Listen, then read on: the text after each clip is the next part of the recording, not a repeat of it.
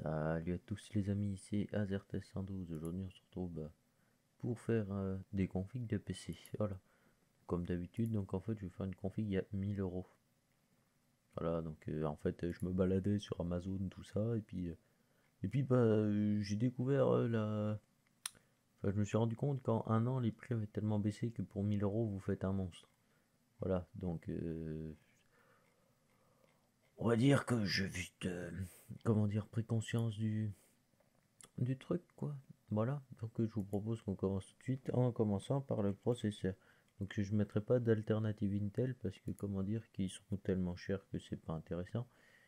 Voilà, au moins on a résumé le truc. Donc déjà on va partir sur un Ryzen 7 2700, donc c'est un 8 coeurs 16 threads. Voilà, donc il va être impeccable pour tout ce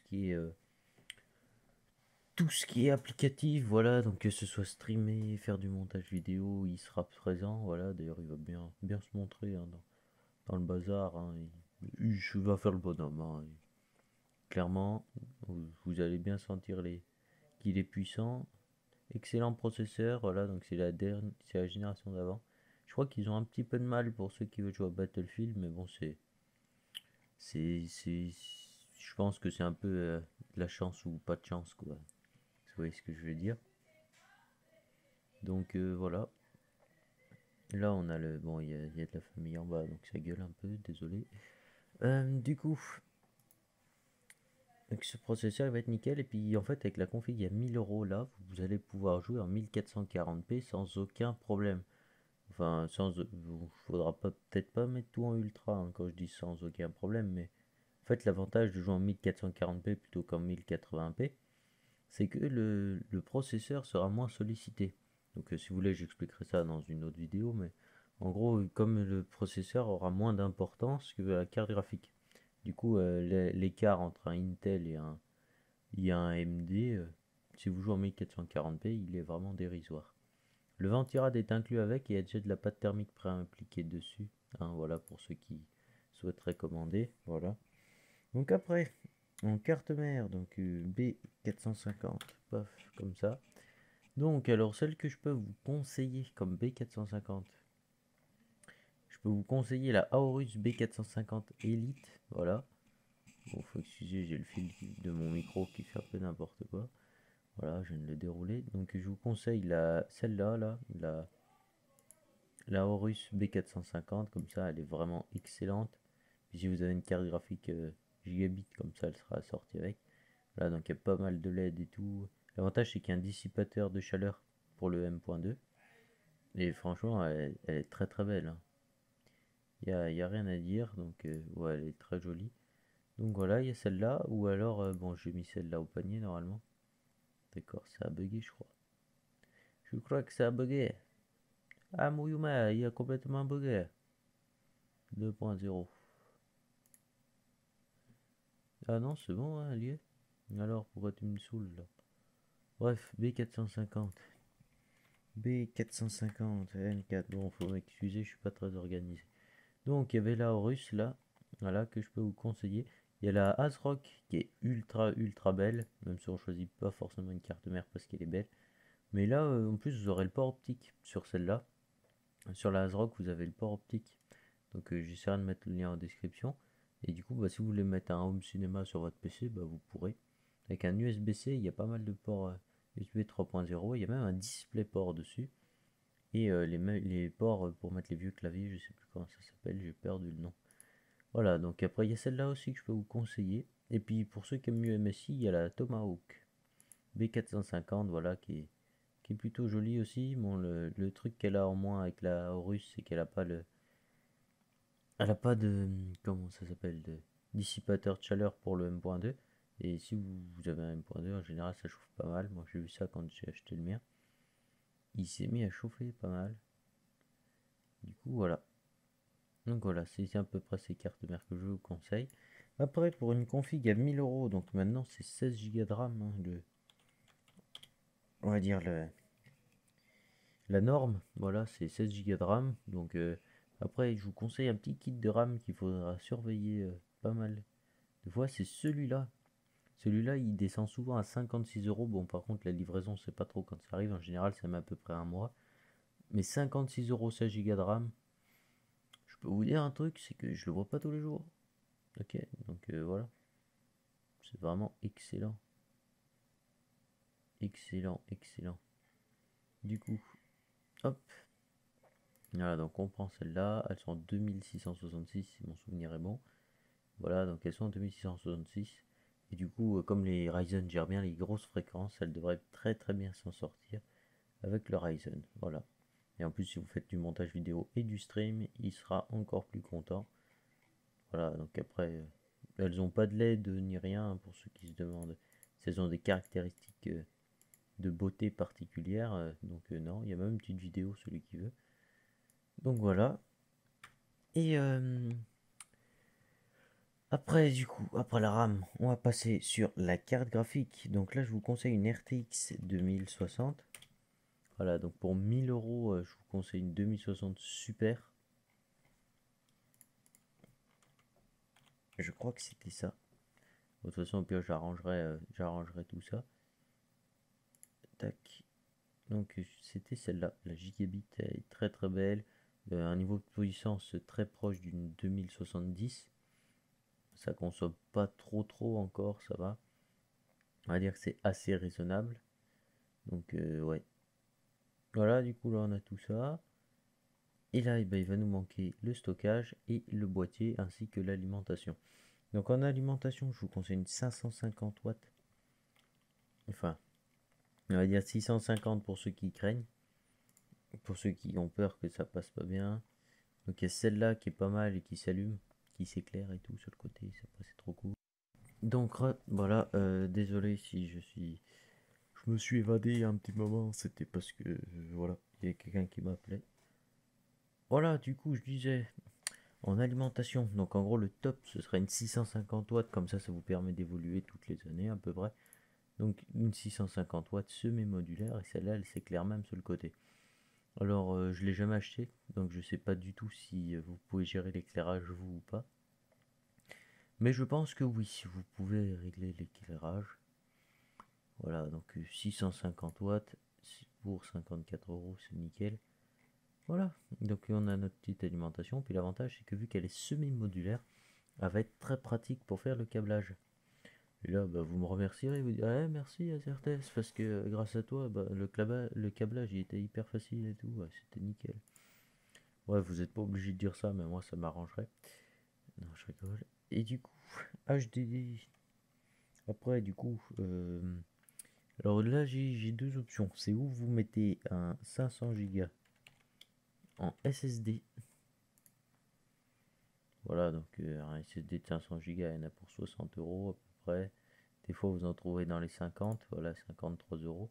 Celui-là, j'ai acheté il n'y a pas longtemps, il tourne bien. Voilà, donc c'est où vous mettez un HDD comme ça, enfin un SSD comme ça, ou je peux vous conseiller, bah, vous mettez un Tera, un disque dur 1 Tera, voilà, et ces temps-ci ça descend même à 40 euros.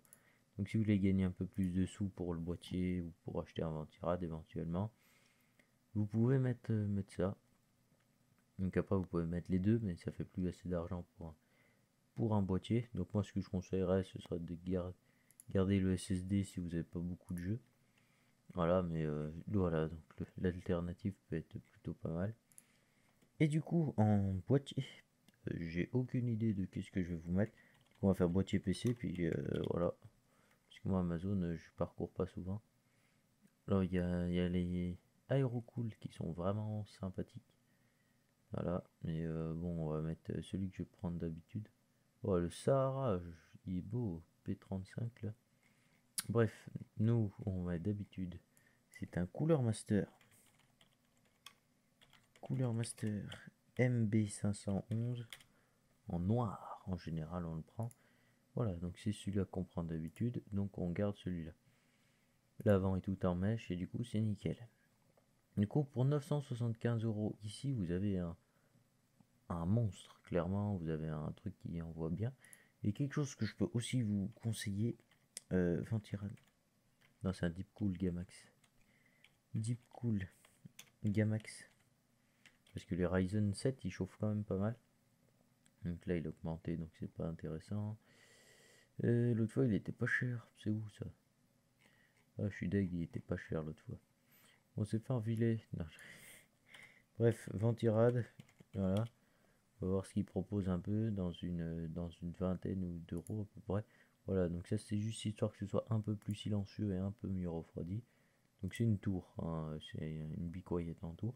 Et là on est à 999 euros, donc j'ai respecté le budget des 1000 euros qui m'étaient imposés. Voilà. Et franchement, je peux vous dire qu'avec ça, 1440p, vous pouvez bien commencer à jouer. Montage vidéo, streaming, tout ça, vous pouvez les enchaîner les uns après les autres. Est-ce que je peux vous conseiller aussi, si vous avez plus d'argent, s'acheter un kit de ventilateur pour mettre à l'avant de ce boîtier? Parce que l'avant est tout en mèche, mais il n'y a qu'un seul ventilateur à l'arrière. Du coup, c'est un peu dommage. Donc, si vous avez un peu plus de sous, vous achetez des ventilateurs. Un peu plus d'argent, tout ça, la thune, quoi. Après, il y a la YouTube monnaie, des fois. Non, je rigole. C'était un prank. Je ne suis pas monétisé. Et du coup, bah, vous achetez un kit de ventilateur, et puis nickel, encore mieux refroidi. Voilà. Et pour ceux qui préféraient une carte graphique AMD, parce que je pense qu'il y en aura, comme ça pour toutes les éventualités, on va les éviter. Donc je peux vous proposer une 5700 XT, une 5700 XT, donc à 449 euros. Voilà, comme ça, avec le style XFX qui est vraiment nickel, avec cette belle calandre. Franchement, elle est ultra belle cette carte, la backplate est vraiment belle et tout. Bon, le seul truc c'est qu'elle consomme beaucoup plus que la, consomme 50 watts de plus que la 2060 Super. Donc ça se connaît un petit peu quoi. 50 watts de plus, vous allez vite les voir. Donc après si c'est pas vous qui payez l'électricité, vous en foutez hein. Mais bon, sinon vous êtes obligé de, bah, de prendre celle d'en dessous. Après bon, je sais pas vos factures et tout. Bref, voilà quoi. Donc l'autre elle consomme plus et celle-là elle consomme moins. Après, si vous avez même un peu plus d'argent, on peut vous conseiller le Ryzen 7 2700X. Voilà, qui tombe dans des budgets très abordables à 268 euros ces temps-ci. Bon, je vous avoue que à 200 euros, donc 70 euros de moins, le 2700 est plus intéressant, mais bon, pour ceux qui voudraient éventuellement un 2700X, voilà, donc là le Ventirad il c'est clair. Hein, donc ceux qui aiment bien le Jackie Tuning, Jean-Michel Led, tout ça et tout, voilà, et ben ils vont être contents. Après, si vous ne voulez pas, sur une étagère, ça peut faire beau hein, pour décorer. Si vous avez déjà l'étagère avec plein de boîtes et tout. Moi, je dis ça parce que j'en ai une, hein, mais bon. Du coup, voilà. Voilà. Donc, on arrive au fin de notre config PC qui fait tourner pas mal de choses. Hein. Si là, avec ça, vous faites pas tourner des trucs, je sais pas d'où ça vient. Voilà, donc bien sûr, dans cette config, on n'a pas compté le Windows, mais bon, le Windows pour 10 euros, vous l'avez, voire un peu moins. Voilà, donc vous allez sur Gamer Outlet. Voilà, donc il y a peut-être des frais, voilà, de conversion entre dollars et tout. Moi, la dernière fois que j'en ai acheté un, j'avais eu pour 7 euros.